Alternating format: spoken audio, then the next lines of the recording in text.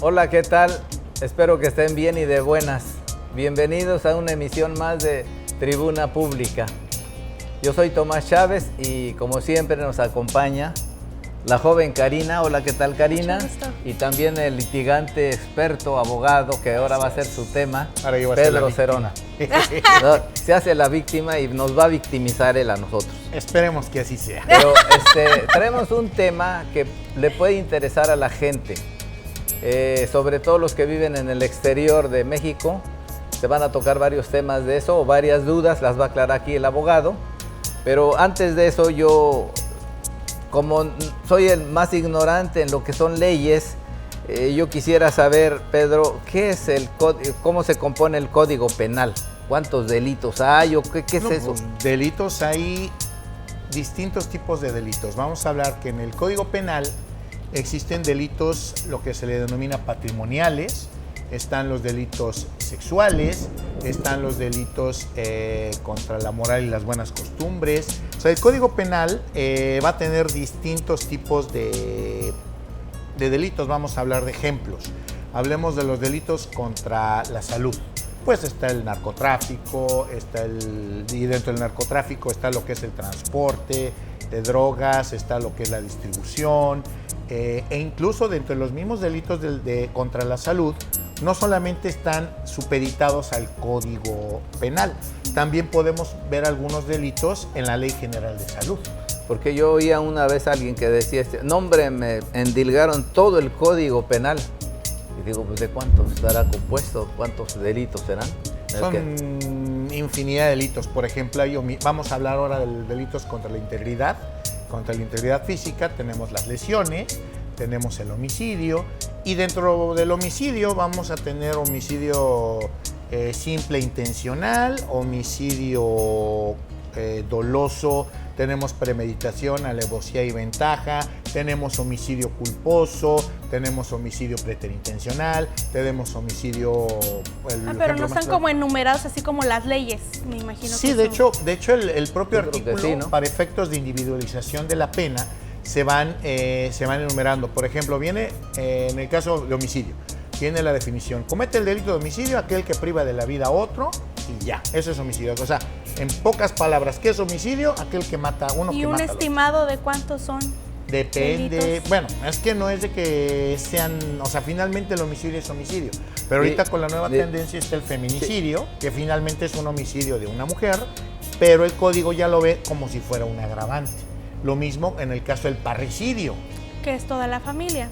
No, el parricidio es únicamente hacia los papás. A los papás. Si ok. es un niño, un neonato, un bebé recién nacido, se le puede considerar un infanticidio.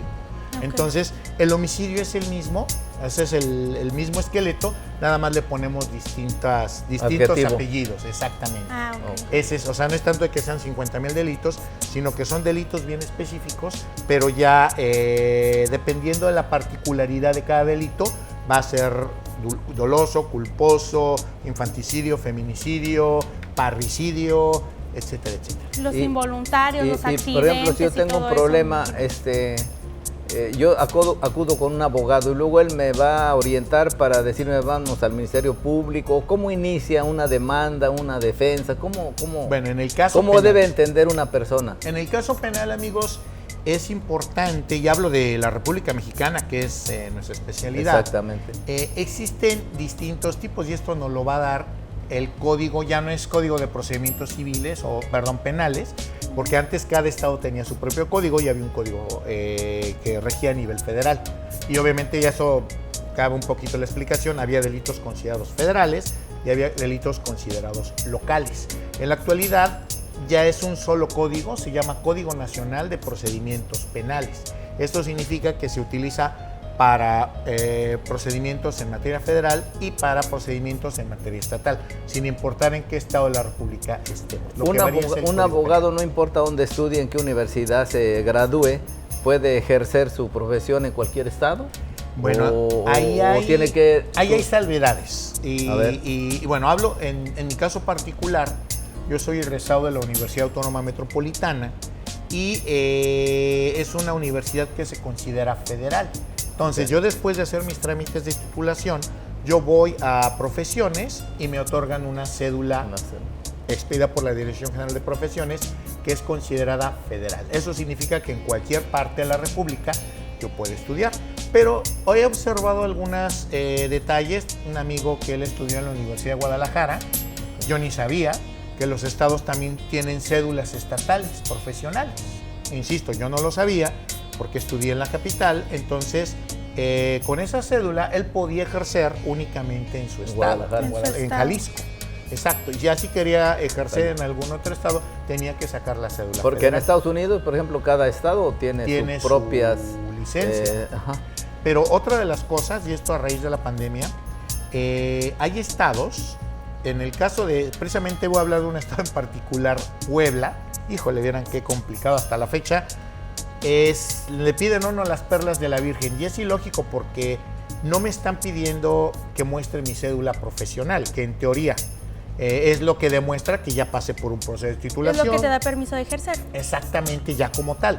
Pues bueno, tú vas a Puebla y en Puebla tienen una lógica muy diferente. Ilógica. Por llamarla decente. ¿Por qué? Porque en Puebla les vale 3 cacahuates si tienes cédula profesional. ¿Cómo crees? Sí. Ellos te piden el título.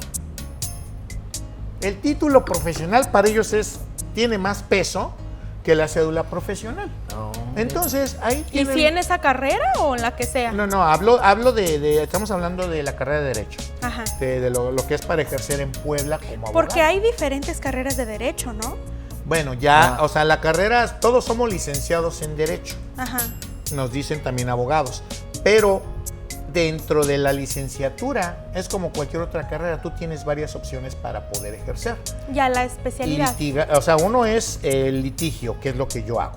Hay gente que dice, ¿sabes qué? A mí no me gusta andar ahí correteando actuarios y haciendo corajes con los jueces. Yo me dedico al servicio público. Se van a cualquier secretaría. Hay otros que trabajan como abogados corporativistas, que se alquilan con una empresa y prestan sus servicios a la empresa. Están asalariados. Exactamente. O sea, hay muchísimas formas de poder ejercer la carrera de licenciado en Derecho. Okay. O sea, sí tiene... Obviamente ya depende de qué te guste, a lo que te vas a dedicar. A mí, por ejemplo, estar encerrado, nunca.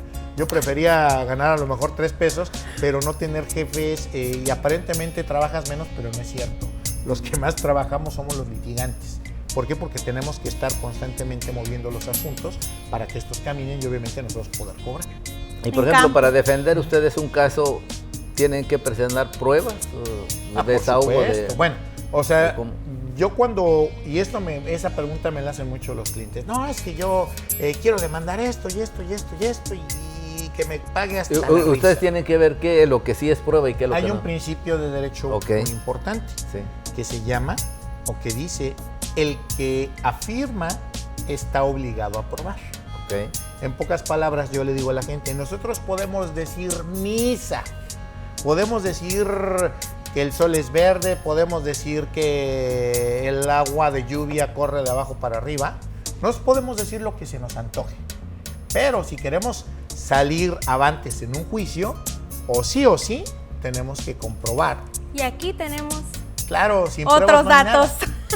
Exactamente, o sea, nosotros con pruebas es como tenemos que hacer y esto obviamente para poder garantizar un éxito en lo que vamos a plantear. O sea, sí, me refiero a que tengo otros datos porque traje unos casos de ejemplo donde ha ocurrido todo lo contrario y quería ver como tu punto de vista. Por supuesto, lo vamos. Yo tengo ahí unos asuntos ahorita en Monterrey. Que terminemos con las preguntas de don Tomás. No, yo tengo varias. Si quieres tú hacerle preguntas. Sí, excelente. Arránquese, entonces empezando con el primero que creo que es el más fuerte. Es el caso de Dulce Belén Sánchez Castañeda.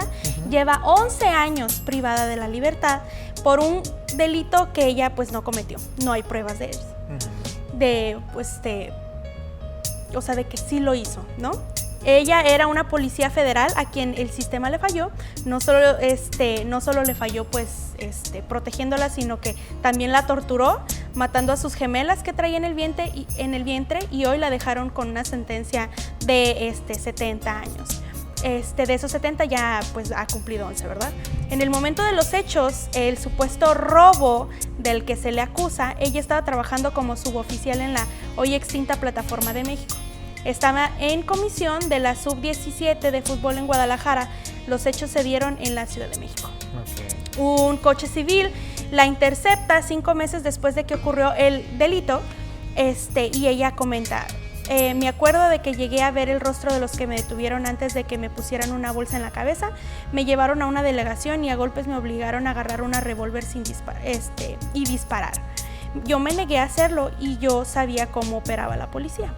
Les repito que ella era policía federal.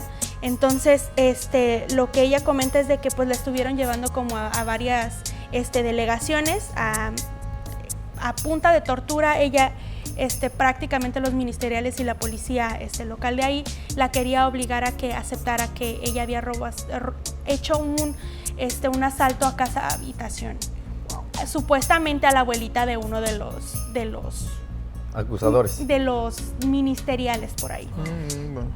Entonces, pero sin prueba alguna, más aparte porque les comento, ella estaba en un paradero total y completamente diferente, no había ninguna coincidencia. Entonces, aparte de que pues, la torturaron hasta que pues le sacaron sus gemelas. Dijo, sí, yo soy elefante y lo que sea y... Pero pues aparte no solo eso, sino que nunca le enseñaron los fetos, los perdió por completo. Como les comento, la estuvieron paseando en cada delegación y en cada delegación, en varias, se volvió un centro de tortura para poder sacar una declaración o prueba falsa. Entre lágrimas recuerda lo que fue esta tortura. Ya se imaginarán, violación, claro, golpes, de todo. La aquí tenemos su expediente, si lo necesitas. Ajá, ¿qué número? Bueno, obviamente... DP 78-2022. 2022. Ok, bueno, aquí obviamente tenemos, yo una opinión como abogado. Así. Antes de eso, ahorita se encuentra pendiente para resolver en el tercer tribunal colegiado en materia penal del primer circuito. Está en Santa Marta, Acatitla. Fue una gran servidora pública, y pues ayudarla creo que sería lo mínimo. Y pues sí, fue torturada por los ministeriales y hasta la fecha, en las audiencias no hay pruebas. Ella ha presentado todo, desde bitácoras, de sus jefes y de todos, de que, hay evidencia de que ella no estuvo en el lugar donde se alega, pero pues sí, todavía... No, definitivamente hay redes de corrupción, hay redes de corrupción y por lo que tú me estás platicando, el modus operandi es de que, pues, ahora sí que a quien te encuentres, al primero que te encuentres en la calle te lo traes y lo hacemos que confiese y adelante. Si lo haces que confiese, te damos un bono. Que creo que se decía... Que son números, exacto. Yo aquí que creo que decíamos que eso era muy popular desde Genaro García Luna. Pero siempre ha sido así, ¿no? Siempre ha sido. Pero desde ahí se hizo más popular por los bonos a los ministeriales, porque se hicieron, creo, virales varias llamadas donde todos decían de que, oye, es mi bono de 5,000 pesos o tu vida. Aquí en este caso, a mí tengo ahí una duda. ¿Quién es el que le interesa que una persona sea acusada? Por ejemplo, en este caso. Estamos hablando porque ella trae un caso así. Pero tú como experto en esto, ¿quién es el que le interesa? Si solamente es el bono del servidor público o hay alguna otra razón. Es un sistema muy... aquí hay varios aspectos y tenemos poco tiempo para poderlo analizar. Claro. Pero tenemos el aspecto de los ofendidos. Obviamente el ofendido lo que busca es justicia. Sí, independientemente... Que se confunde mucho con venganza. Exactamente, que obviamente si nos vamos a los orígenes del derecho, precisamente para dejar a un lado la venganza, lo que se hizo fue crear un sistema, los romanos, porque lo hicieron, ¿sabes qué? Ya no va a ser el ojo por ojo, la ley del talión, sino que precisamente para evitar esas barbaries y que pues siguieran una creciente, fue que se crearon estos mecanismos, en los cuales pues se instituía un juicio, se iba a tener a un acusado, se iba a tener una parte ofendida. La parte ofendida, ahorita con los cambios que ha habido, pues ya tiene mucho más garantías, pero del mismo modo también los acusados, en teoría, en el papel. Esto es de que, pues si yo era el ofendido, yo tenía que presentar pruebas que la persona que estoy acusando realmente haya sido digo. Sí, no solo un alegato, sino que algo... Porque esa es la palabra de uno contra el otro. Y como en este caso que no hay pruebas, o sea, ¿cómo puede avanzar tantos años sin una sentencia? Vamos a continuar con ese caso. Nos vamos a ir ahorita a una pausa. Bueno. No se vayan y regresamos en un ratito.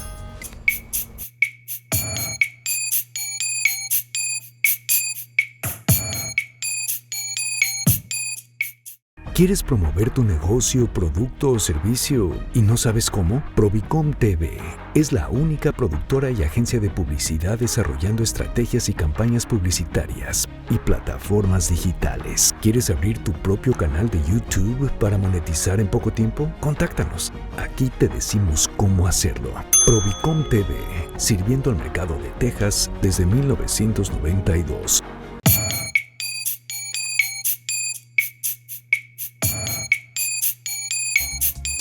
Gracias por continuar con nosotros. En el segmento pasado, Pedro explicaba que este sistema, o la pregunta que hacía Karina, era del sistema antiguo. Bueno, sí, por todo lo que comenta Karina de que hubo por ahí pruebas hechas al vapor y todo, quiero pensar que es un asunto que se llevaba dentro del sistema antiguo.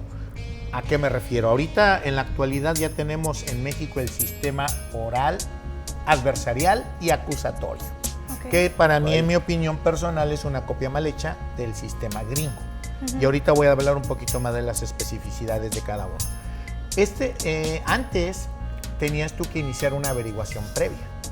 Y en esa averiguación previa, el Ministerio Público, junto con los peritos oficiales, se encargaban de recabar las pruebas.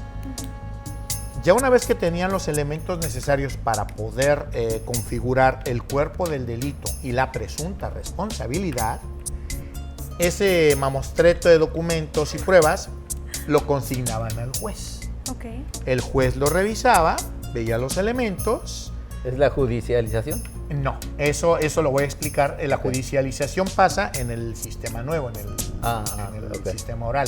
Este es sistema tradicional. Entonces, ya una vez que tenía mi mamostreto de pruebas, lo consignaba al juez, el juez lo revisaba y si consideraba el juez que había elementos suficientes, giraba o una orden de aprehensión o si la persona estaba presente, dictaba ya un auto de formal prisión. Se tomaba obviamente la declaración preparatoria y después ya se resolvía. Si había elementos, dictaban el auto de formal prisión y ahí las pruebas que ya teníamos preconstituidas eran como que el 50%, o sea, la acusación allí estaba y lo que se decía en esa averiguación previa era la neta del planeta. Y el abogado defensor tenía que aportar sus pruebas, peritajes, lo que fuera, para poder contrarrestar las pruebas que ya tenía el Ministerio Público armadas. Ya una vez que se terminaban de contrastar esas pruebas, el juez ya dictaba una sentencia. El sistema nuevo trabaja de diferente manera. Es el sistema anterior. El sistema nuevo, el sistema oral, igual ya no se llama averiguación previa, ahora se llama carpeta de investigación. Primero es una noticia criminal, que es como la parte inicial, y ya cuando hay elementos se forma una carpeta de investigación. Igual se van a poner periciales, declaraciones, todo el cúmulo de pruebas. Pero una vez que ya tiene el Ministerio Público todas estas pruebas, es cuando entra la parte de judicialización. Se judicializa el asunto y esta carpeta pasa al juez. ¿Esto qué significa? Que el juez ya va a tener control sobre lo que en la carpeta se tenga. Se judicializa la carpeta, llega el juez y el juez celebra una audiencia inicial. Obviamente ya tienen el acusado. Obviamente algo importante de diferencia entre el sistema tradicional y el sistema nuevo, de que antes era el Ministerio Público y el mismo juez que recibía y dictaba la orden de aprehensión o el auto de formal prisión, escuchaba las pruebas, desahogaba pruebas y dictaba sentencia. Acá en el sistema nuevo, no. Es un juez, tenemos 10 jueces en el staff, a ver, tráete el número 1. ¿Sabes qué? Estamos judicializando esta carpeta de investigación y el Ministerio Público de manera oral explica lo que tiene en la carpeta y formula una acusación. En ese momento está la defensa igual puede esgrimir sus argumentos y el juez en ese momento, en base a lo que le dijeron, determina si sabes qué, tenemos elementos, vamos a dictar auto de vinculación a proceso. Okay. Se dicta el auto de vinculación a proceso si se considera que hay elementos y señala una cantidad de tiempo para que esto se haga una investigación complementaria. A lo que ya está, se hace una investigación complementaria. Que se pruebe que es real. O que es real, o la acusación, o que es falsa.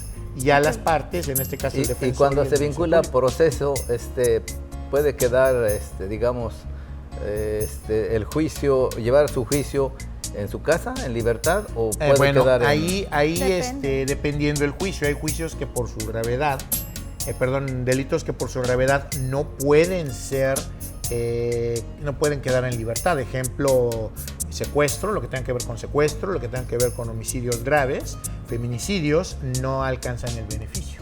Okay. Solamente en casos en que la misma ley no los Hablando de secuestro, traigo otro caso de secuestro. Entonces, ya de ahí pasamos a... Termina la investigación complementaria, se vuelven a reunir con otro juez, que puede ser diverso, y ya checan las pruebas y dice el juez, ¿sabes qué? Pues creo que sí tenemos pruebas como para iniciar el juicio. Y ya es cuando se señalan fechas de desahogo de pruebas. Pero ojo, acá si tú declaraste en la carpeta de investigación, declaró Tomás, y tenemos a un perito de medicina que rindió un dictamen, los mandan llamar al juicio, así como en Estados Unidos que ven la audiencia, y ya lo que dijeron en la carpeta, eso no vale, eso es como que un indicio. Es que dijo fulano esto y esto y esto. Y ahí de viva voz te preguntan dónde estabas, lo que sepas, y te van interrogando en ese momento. Para ver si coincide. No para ver si coincide, o sea, eso ya prácticamente nada más. Lo de la carpeta quedó fuera. Ya queda fuera, únicamente el juez se va a normar su criterio en base a lo que se desahogue en ese momento. O sea, lo que tú declaraste en la carpeta ya, olvídate. La forma en que tú te conduzcas en el juicio, lo que digas, cómo lo digas, el juez va a ser lo que va a tomar en cuenta para dictar una sentencia. Lo mismo con los peritos, los van a interrogar y ya realmente lo que va a contar en el juicio, por eso son juicios que se resuelven en teoría más rápido, de que en ese momento se desahogan todas las pruebas y en ese momento el juez, si es un asunto muy complejo, va a pedir una nueva audiencia para poder estudiar las evidencias. Todo eso se videograba, todo eso está grabado en vivo y al final de cuentas, revisando todo, él ya puede emitir su sentencia. Pero obviamente es un juez totalmente distinto al que inició el proceso de judicialización, la carpeta, distinto al que determinó que sí iba a haber juicio, y el que escucha las pruebas es otro. Después está el juez de ejecución, que son los mismos jueces, pero les toca al azar distintas tareas. ¿Y quién defiende al que no tiene recursos para pagar? Está el defensor de oficio. ¿Y si hay? ¿Sí es efectivo? ¿Sí claro. Bueno, efectivo es generalmente mis colegas abogados defensores. Sí hay, lo que no hay son jueces. Me parece que también ahorita están como muy saturados en casos en México. Bueno, ahorita jueces siempre... No, creo que lo que no hay son defensores de oficio. Defensores de oficio sí hay. Lo que pasa es de que el problema es de que es tanta la gente que no tiene para pagar un abogado que lo rebasan. Y es lo que la gente a veces llega al DIF, o en el caso de materia penal llegan a la Defensoría de Oficio. Llegan, preguntan y pues sí, fórmese, pero antes de usted hay 20 personas, 25 personas. Entonces, al defensor de oficio gana muy bien, son excelentes abogados, pero ellos les van a pagar los mismos 15,000, 20,000, 30,000, lo que les paguen al mes. Si así tienen sean 3 20, casos 30, 40 o o tienen 1. 1,000, van a ganar lo mismo. Entonces, están saturados de trabajo, ese es el tema. Y obviamente no les ponen la atención debida a que si tú vas y contratas uno particular, ese va a estar al pendiente de tu asunto. Exactamente. Claro. Pero sí, la figura de defensor de oficio es básica, de hecho la misma Constitución garantiza. Sí, lo garantiza. Sí, es una garantía. Pero, no pero tú tenías otro caso, ¿no? De un secuestro. Sí, este se hizo muy mediático en México, de los payasos secuestradores, entre comillas. Este es el caso de Leo y Gerardo, quienes llevan 5 años en la cárcel, por el delito de secuestro, igual, sin pruebas. ¿Dónde fue ese caso? En el Estado de México. Sí. Uy, yo no sabía. ¿Qué tiempo tiene eso? También fue hace como 5 años, me parece. Dame un segundo. No, ya tiene 13 años. Sí, Tienen 13 años en...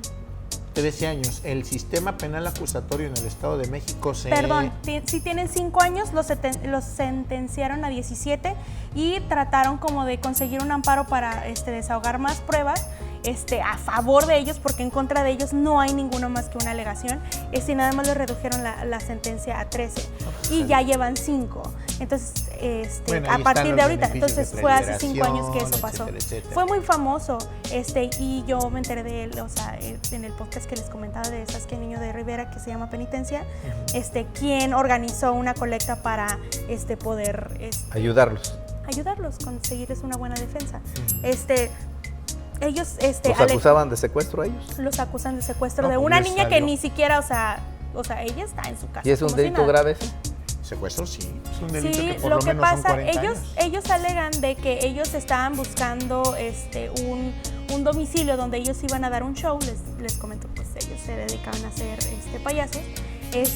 Y en el camino ellos iban en una moto, y alguien en una camioneta, me parece, los empieza como a agredir o a quererlos como a perseguir.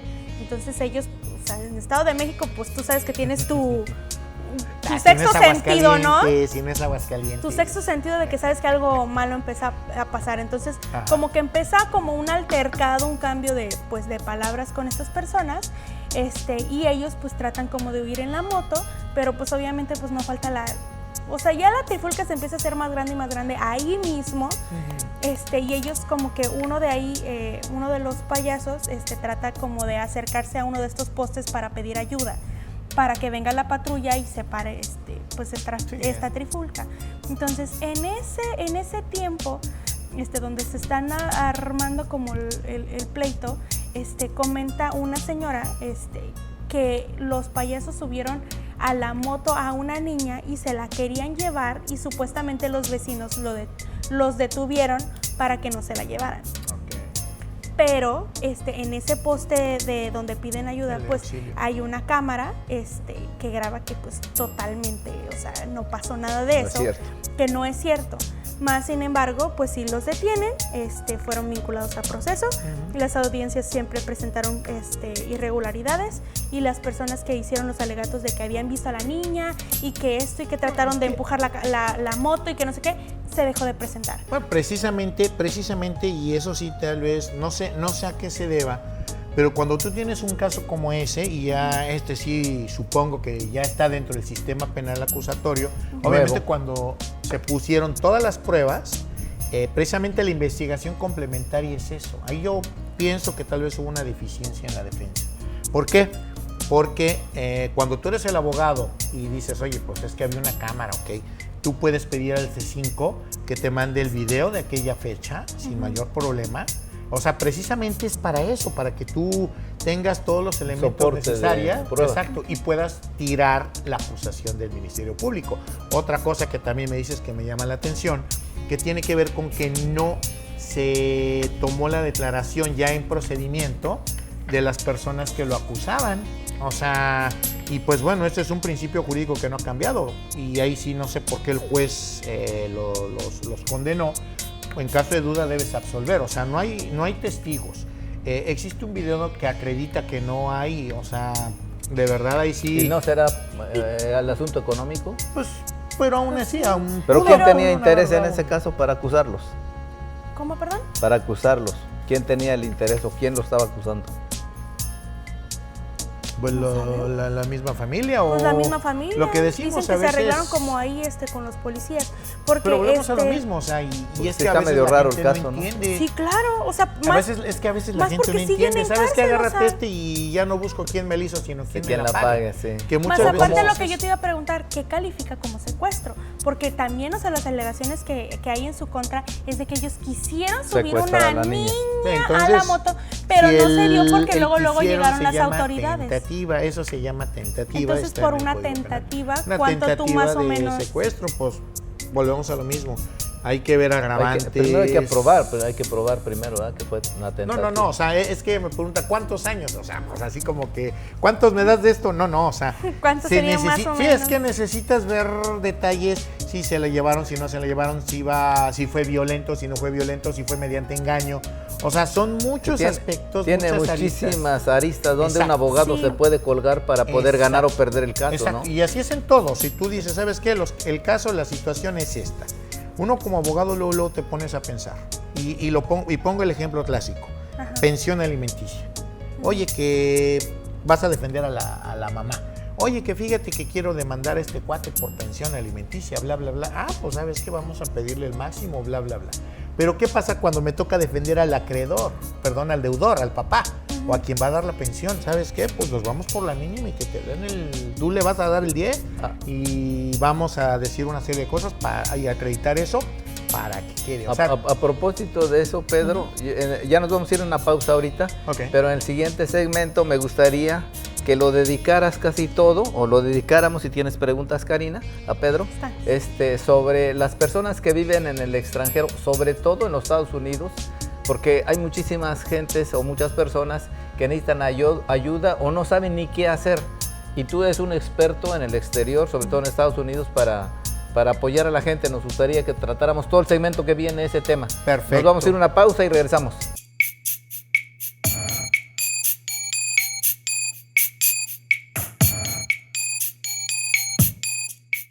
¿Quieres promover tu negocio, producto o servicio y no sabes cómo? Provicom TV es la única productora y agencia de publicidad desarrollando estrategias y campañas publicitarias y plataformas digitales. ¿Quieres abrir tu propio canal de YouTube para monetizar en poco tiempo? Contáctanos. Aquí te decimos cómo hacerlo. Provicom TV, sirviendo al mercado de Texas desde 1992.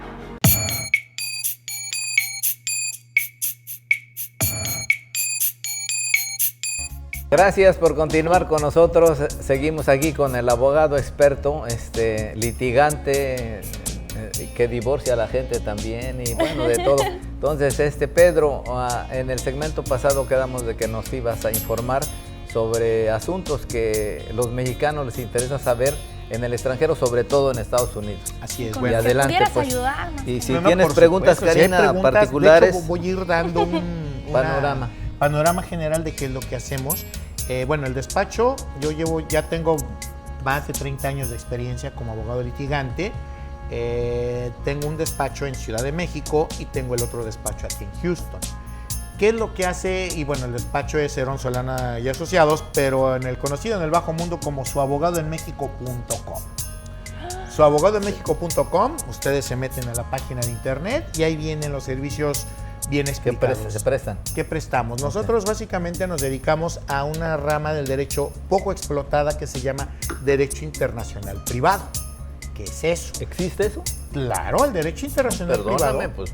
Sí, y quiero ampliar un poquito al respecto. Está una parte que es el derecho internacional público, que es el derecho entre países, entre todo lo que tiene que ver con el derecho internacional, Convención de La Haya, etcétera, etcétera.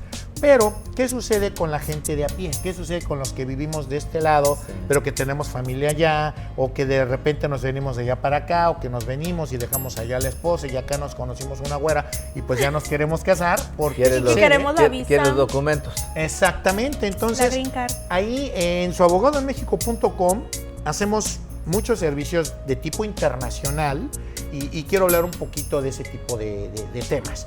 El primero de ellos y tiene que ver con eso de la persona que se viene de México para acá a ganar los dólares y dejó a la esposa por allá. Y por lo que decíamos, se conoce que una chica con ciudadanía estadounidense dice, oye, pues me quiero casar contigo, pero no puede porque tiene la situación de que está casado. Entonces, ¿qué sucede? Muchos lo ignoran, ¿verdad?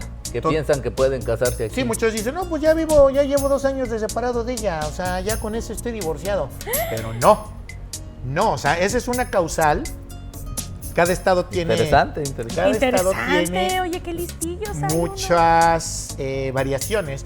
Por ejemplo, Jalisco, Guanajuato, Baja California, tienes forzosamente que acreditar cuál es el motivo por el cual te quieres divorciar. Que me puso el cuerno, que me desgreñaba, o que ya llevamos 2 años viviendo por nuestra cuenta. Yo tengo que ir a un juzgado a esos estados y meter ese divorcio como divorcio necesario y acreditar con todas mis pruebas que me engañó, que ya no vivimos juntos, etcétera, para que se decrete un divorcio. Que me abandonó. Pero por ejemplo, si en Guanajuato abandoné a la esposa, me vine a Estados Unidos y ya vivo acá, tengo 5 años. Pues ya tengo tiempo separado, ¿no? Es tiempo suficiente para... Tiempo suficiente para poder... De hecho, así tuvimos un caso, precisamente. ¿Qué caso ahí tan en específico? Santiago Guanajuato. Y uno de Aguascalientes. De Aguascalientes también llevamos, pero en Aguascalientes llevamos muchos asuntos de cobranza. ¿Ah, sí? Mercantil, sí, también llevamos esa parte de cobranza. Son varias ramas del despacho, pero en el caso vamos a hablar de los divorcios, que es algo de lo más ocurrido aquí. Lo más común, ¿no? Lo más común sí. Es de que la gente a veces... Yo me imagino que divorcios, pensiones alimenticias, intestados, herencias. Eso es. Yo Y creo la que repartición de bienes en los divorcios también es un... Ah, bueno, entonces, ese es un tema bien interesante. Sí, entonces, lo que les decía así del divorcio, vamos a ver un poquito, está el caso de la persona que se viene para acá, los divorciamos, y muchas veces ya cuando quiere meter papeles en migración, nosotros tenemos que comprobar allá en México que el divorcio está inscrito. No por el hecho de que un juez te diga estás divorciado, significa que en automático estés divorciado. No. Necesitas tu acta. Ah, exactamente. Papelito Tienes habla. que pedir copias certificadas de tu sentencia de divorcio, ya firme, y con eso hacer la gestión ante el registro civil donde te casaste para que se expida una copia de divorcio. Y esa es la que va a presentar. Entre ellos no tienen comunicación. No hay comunicación, tú tienes que hacer eso. ¿Cómo crees? Y peor cuando te casas en un estado, te divorcias en otro, pues tienes que hacerlo a través de exhorto. Así lo hicimos una vez con una persona, un cliente de aquí de Estados Unidos que no podía ir a México por su situación legal. Él no tuvo que moverse para nada, nosotros hicimos todo en el Estado de México. Yo creo muchos te están escuchando que necesitan tus servicios, ¿eh? Así es, y esa es la idea, los vamos a invitar a que nos contacten. Nos ponen aquí el número del abogado, por favor. Y eso es lo que hicimos, tuvimos que hacer la inscripción del divorcio en Mexicali, porque el cuate se casó allá y el último domicilio era en el Estado de México y el cuate ya estaba de este lado. Entonces, ¿y sabes qué? Pues yo no puedo ir por papeles, no hay problema. Qué rollo, ¿no? El papeleo. ¿Y por qué es necesario el último domicilio? Ah, Supongamos bueno, que la alguien ley... que estaba rentando de aquí para allá. Ajá. Porque aunque esté rentando, tiene que notificar. Es para jurisdicción, Sí, no. Una cosa es para jurisdicción. Tú debes contar con una jurisdicción. En este caso, si ellos vivían en Nuevo León, el último domicilio donde ellos vivieron juntos es Nuevo León, entonces es el juez que conoce. En el caso del que se vino a trabajar para acá a ganar los dólares, vamos a suponer que estaba en Zimapán Hidalgo, pues de ahí de Zimapán Hidalgo sería el domicilio en el cual demandaríamos a la señora. Sin importar que aquí a Aguascalientes. O bueno, Aguascalientes, ahí Rincón de Romos. Entonces, de esa manera es como se maneja. ¿No de casualidad se llama Karina? Sí, Karina. No creo. Si era Karina que por ahí dejó 2, 3 maridos, o que igual se casó en México y se vino a casar por acá. ¿Cómo sabes mi vida? ¿Cómo supiste mi vida? Digo, bueno, pues pero no te pongas roja, mujer. Uno merece también hacer su vida que tiene. Pero primero divórciese. Bueno, síguele porque el tiempo se te está acabando. El tiempo apremia. Entonces, otra de las cosas que también hacemos mucho y ayudamos mucho a la comunidad son con los juicios, ya sea testamentarios o intestados. Esto es cuando todos viven de este lado y resulta ser que se murió la abuelita, la mamá o alguien y dejó ahí los terrenos, las hectáreas. Muchas veces nadie hace nada por ignorancia. Y nosotros lo que hacemos... Y los paracaidistas caen ahí. Ahí bueno, es donde nosotros buena, también apoyamos. Una buena causa eso. Que vamos a suponer ya tienen su terreno y de repente se les meten, nosotros hacemos todas las gestiones para poder recuperar esos terrenos. O cuando compran, que también es Pero algo... el gobierno no te dice, no, pues la tierra es el que la tiene, ¿no te dice eso? No, bueno, para eso hay supuestos que se llaman prescripción. Prescripción adquisitiva, de buena y de mala fe. De buena fe yo tengo que contar con una causa generadora de mi derecho. Ejemplo, un contratito de esos de papelería que diga yo le compré a Tomás ese terreno y por eso me planté aquí. Y obviamente en juicio... En una situación supe de que creo que era más difícil sacar a las personas paracaidistas que se adueñaban de un terreno cuando tenían niños. ¿Es eso cierto?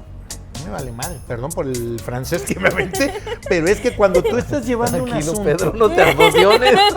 Es un caso imaginario. Bueno, sí, un caso imaginario. No, o sea, finalmente a lo mejor la persona que está a cargo, sí, pobrecitos, pues sí, pero obviamente no vas a ir o sea, no terminas un juicio y luego que la sentencia queda firme vas a irlos a sacar. Se les avisa con tiempo, oye, ¿sabes qué? Es un plazo. Perdiste, ya no metí, o sea, ya después de que sale la sentencia, tienen 10 días, dependiendo del estado, para meter una apelación. Y después de ahí tienen el amparo. Entonces, ya cuando nosotros vamos a ejecutar, siguen sin salirse, pues ahí es procede? cuando, ¿cómo procede? Primero llegamos con una notificación con el actuario. Oye, ¿sabes qué? Ya perdiste todas. Tienes 8 días para salirte. Te dejo la notificación. Si no te sales, voy a venir con cerrajero, con policías y con cargadores y te vamos a sacar. Y lo sacamos. Niños, lo que no importa.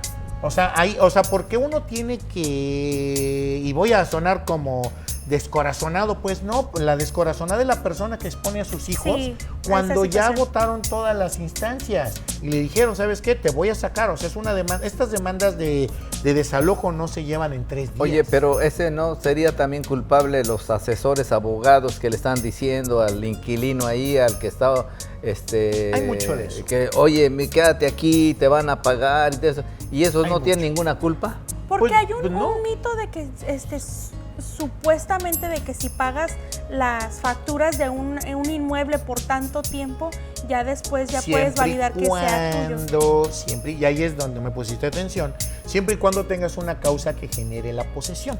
Okay. O sea, ¿a qué me refiero? Un contratito a lo mejor verbal y tú tendrías que hacer un mecanismo, medios preparatorios a juicio, para esa cuestión verbal se pueda volver una prueba. O sea, tú debes de comprobar, ¿sabes qué? Pues a mí me vendió Pedro y hicimos un contratito de papelería y ya con ese contratito de papelería ya tengo mi celular, tengo mi cuenta bancaria, ya saqué lo de la luz, entonces ahí tú vas generando. Porque ya ven que es muy pero si te metes muy común en desarrollos nuevos, Infonavit, ejemplo, de que las casas cuando apenas las están ahí terminando, se les están, y hay muchos que aunque ya la tengan y todo, como nunca van, pasa mucho ahí en México, gente que compra en Zumpango, que son los municipios que están alejados, que son como 3 horas para ir y de regresar. Además de que el servicio está muy lejos y la gente se agota, se salen a las 5 de la mañana y llegan a las 11 de la noche todos los días. Y dejan las casas, ya no van y es cuando aprovechan y se meten en esas casas. Obviamente ahí nos metemos en un tema que tiene que ver con el despojo y un juicio reivindicatorio. Entonces, sí, o sea, en el caso de los paracaidistas, tú puedes comprobar que te metiste ahí a la brava. Si en 10 años nadie te molesta, nadie te demanda, tú puedes prescribir. Pero para que eso suceda está como que en China. Sí, no, pues 10 años, o sea, en 10 años con cualquier acto que exista, que tú digas o reclames, ¿sabes qué? Salte, en ese momento se interrumpe la prescripción. Okay. ¿Sí? Otras de las cosas que también, lo que decíamos de los intestados es muy socorrido, porque muchos de los hermanos viven acá en Estados Unidos, otros están en México, entonces ahí es donde organizamos para que los hermanos que no pueden viajar, a nombre de ellos hacemos todos los trámites en la República Mexicana. Está bien. Eso está muy bien, más que nada porque, o sea, supongamos, yo me vine para Houston desde que yo estaba niña, pero mis papás, o sea, se vinieron de ilegales, pero pues no era mi decisión estar aquí sin documentación. Porque ilegal no existe. Tienes razón, o sea, se vinieron, o sea, indocumentados. Yo nazco aquí, entonces yo tampoco tengo ni documentos ni aquí ni allá. No por decisión propia. Pero si naciste aquí, sí tienes. No, si naciste aquí, tienes de aquí. Sí. ¿Ah, y sí? tú ahí, bueno, ahí es otra cosa y aquí ya no lo va a explicar a lo mejor Joana algún día.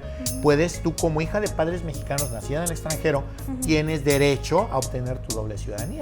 Vas a al consulado, haces una cita y llevas tu certificado de nacimiento gringo y te registran como mexicano, y hijo de padres mexicanos, estar entrando y cuentas con la doble ciudadanía. Sí. Sacas tu pasaporte mexicano. Los beneficios de allá y los beneficios de aquí. Yo creo que hay muchas personas que no saben eso. Eso no también puede orientar. Así es. Sí, tú puedes orientar en totalmente, todo eso. Todo eso lo podemos orientar. Otra de las cosas que también hacemos. Sí, porque sobre todo los niños, o sea, por no afectar a sus papás que son indocumentados. ¿Y saben cuál es el error que sucede? Tienen miedo de acercarse a las autoridades, de recibir y el error asesoría. muy común que sucede que tiene que ver con eso, que los papás a veces se regresan con los niños y muchas veces los niños dicen, híjole, es que no me lo aceptan en la escuela. Antes de que se hiciera esto de la doble ciudadanía, lo que hacían era volverlos a registrar en México y contaban con doble registro. Pero por ejemplo, un matrimonio igual, o sea, que indocumentados se vinieron para acá, pero ya trajeron al niño, o sea, nació en México, y el niño pues igual indocumentado, crece en Estados Unidos.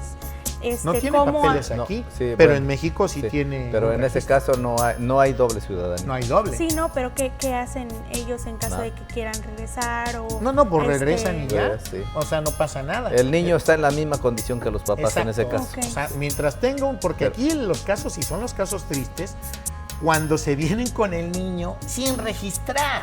Sí. Ese es el problema. Eso sí es un drama. Se los traen porque suceden.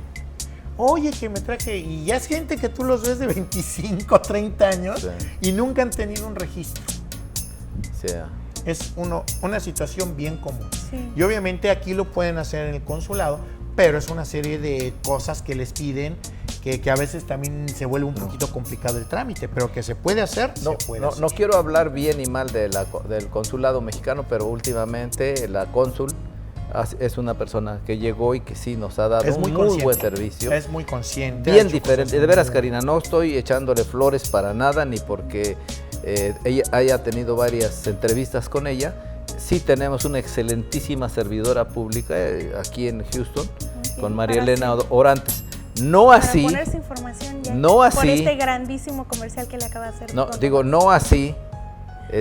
Otras personas, y no voy a decir nombres, pero la cónsul nueva, ella sí merece. Sí merece. La verdad es que. Una mención especial, por supuesto. Sí, claro, yo tengo el gusto de conocerla y muy consciente, muy buena onda y realmente se preocupa por la comunidad. Por la comunidad. Está siempre muy involucrada. Ojalá un día tengas la oportunidad de conocerla. Yo te recomiendo, es una persona muy amable, te saluda, te abraza, te apapacha, te invita a que formes parte de la comunidad. No es como estaba antes. O sea, no están como que antes sí, como que muchos andaban en el Olimpo. Todavía muchos, Todavía, bueno, sí hay muchos. Ella y a lo mejor uno que otro con ella, pero todos los demás están igual. Puro fifí. Sí, en su burbujita. Entonces, y pues bueno, otra de las cosas, y precisamente en atención a eso es que también nosotros elaboramos poderes. Si tú vas y quieres un poder para un trámite en México, vas al consulado y volvemos a lo mismo, te tardan 2 o 3 meses en darte una cita. Sí. Yo, suabogadoenmexico.com, contamos con el sello de notario aquí en Texas, lo cual de alguna manera nosotros elaboramos los poderes en la redacción que requieran para México, por precisamente mi perfil de abogado me permite hacer eso. Y te vamos a entregar un documento apostillado que ese se va a presentar en México y es perfectamente el mismo. Te voy a ofrecer disculpas, Pedro, yo sé que quedó muchísimo pendiente, a lo mejor otro día hacemos otro programa. Hay igual. Que hacerlo. Ya terminamos con el tiempo, muchísimas gracias. Dar mi número antes de pues da tu número. Los datos de aquí. Amigos, pueden consultar la página para saber más, suabogadoenmexico.com, o por WhatsApp, mensaje texto 832-215-0560. 832-215-0560 y gracias. Redes sociales, Facebook, Instagram. Sí, tengo Lic Pedro Cerón en todas las redes. Muchas gracias por acompañarnos. Nos vemos en el siguiente programa.